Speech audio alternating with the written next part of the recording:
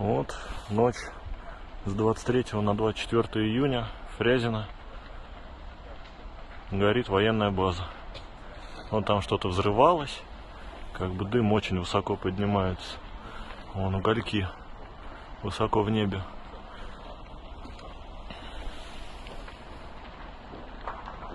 Тут через кусты не видно, там прям открытое пламя.